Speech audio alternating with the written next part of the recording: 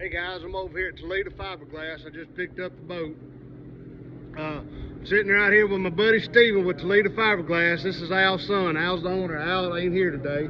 We're gonna show y'all what they do on this, on the gorilla hull part. This right here. You working on this one, Steven? Yeah, gorilla hull. What we're doing to this, or what they're doing to this one, I'm sorry. Look at this Phoenix. That's a beautiful Phoenix right there, boy. You see what they've done? They're sanding it. Steven, tell us what y'all do for the gorilla hull. The process of it. This is the start of it. Get it in, whatever kind of damage, cuts, gouges, scratches it has. We get all that repaired back to its original shape at least, and then we go into prepping the rest of the boat, and from there we spray the gorilla hull sprayed and rolled on, and it's some of that secret, some of it's not. So yeah, I understand that. We coat it with ground up woodpecker lips, and that's pretty much the gist of it there. Do y'all shave off, whenever y'all do this right here, do y'all shave off any thickness of the hull or anything? It's some, no major, we don't cut anything down on purpose, just what little we do cut down prepping it like this. It's prepped with a 60 grit sander, so it's pretty coarse. That'll work. Well, I'm gonna tell y'all something. This gorilla hull's a bomb. Y'all see how they flip these boats? That's pretty tedious, ain't it, Steven? Make you a little nervous when you do it? I've flipped hundreds of boats, and it's still a little nerve-wracking every time. Y'all see how they got these motors upside down? See how they're upside down? Got another one right over here. Got two more back here. You're not going to hurt these motors when you flip it upside down. They have gotten with Mercury, Yamaha, Suzuki. They've gotten all with motor manufacturers, and they say it's fine. The only thing is, on the 4-stroke motors, this one right here is a 2-stroke, but the 4-stroke motors have to be drained. They have to drain the oil in them. But drain the oil in them, flip them over. And what was the deal with the Verado? If y'all do one with the Verado, you told me last week there's a switch or something in it. Yeah, there's some kind of high oil switch in it that basically just has to be reset whenever we flip them back over. Some of them, they tend to hang and stick as if they've got too much oil in there. Yeah. Something similar to that. Fuel, oil, something in there.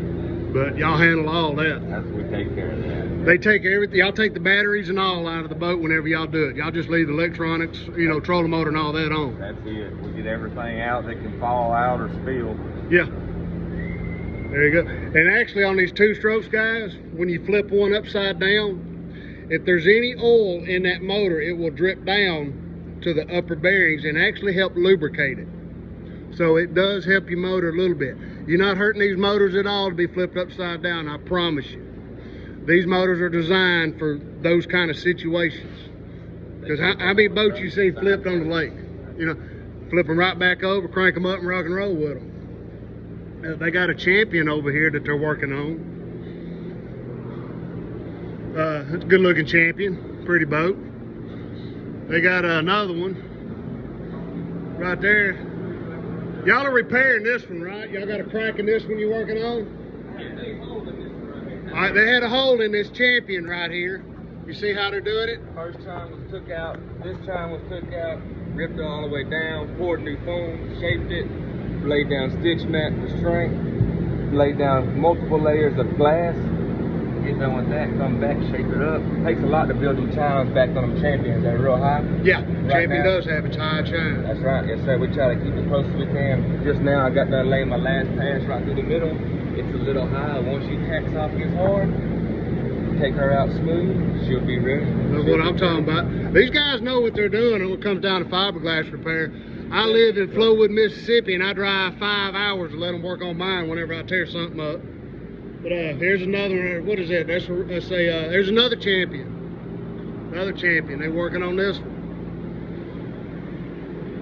But let's walk out here. Let me show y'all the finished product on mine. I had brought mine in here and to get a touch-up done to it, where we was up there in Wisconsin back in June. I got on a rock dike, and all it did was just put a little scuff on it. It didn't get into the fiberglass. So guys, I'm sorry I can't flip the camera around. I'm by myself today. Hayes has gone deer hunting. So I'm by myself. Hey, there's the man right there. That right there is Mr. Al. How you doing, Al? I'm doing good. The man with the plan that invented it all. How did you get started? Like, what made you want to do this? I've always liked playing with fiberglass. It was my hobby. I still like playing with fiberglass. I never had to work a day in my life. I heard that. I'm I still heard playing that. with fiberglass. That gorilla hole's bad to the bone now. One day I guess I'll have to get a real job, but I still like playing with fiberglass. There you go. That's the man right there. That is Mr. Al, who invented the fiberglass, the gorilla hole, I'm sorry. Yeah. And I'm going to tell y'all something. If it's put on a Hutzel boat, it's needed. Because we can tear up the world, can't we, Al? Y'all can do that. Yeah, you've done it. More than once. That's right. That's right. I was in there talking to Steve, and, you know, he's going over the process. Of course, he kept 90% of it a secret, Yeah. you know, which you got to do that. But I'm going to show them, touch up on mine, where, show y'all what they did to mine.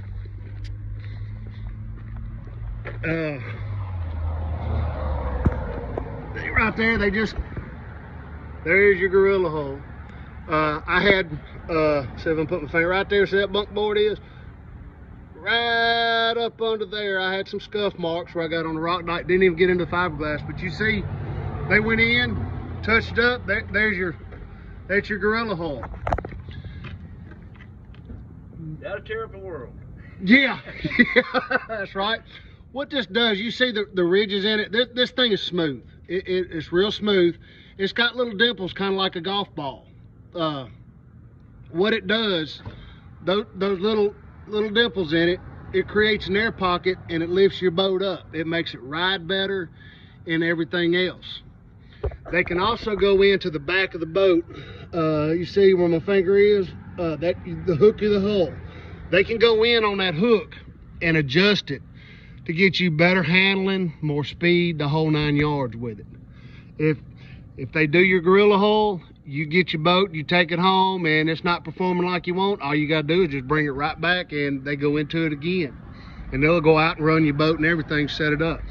And they're right here. I don't know if y'all can see it. That's Toledo Bend. That's it. But that's what they've done to mine.